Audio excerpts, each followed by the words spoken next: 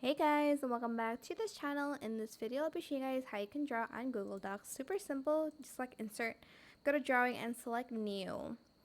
And here's where you can just add in shapes, you can add in some lines, you can scribble, maybe like if you want to add a signature, you could do that. I'm just going to type in write down hello.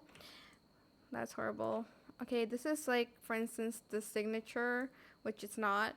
Save and close, and it's going to be added to your Google Docs. You can also edit it if you'd like to. Maybe the weight isn't thick enough. You can do that as well. That is it. I hope it was helpful for you guys. Don't forget to like, comment, share, and also subscribe to this channel if you haven't done that already.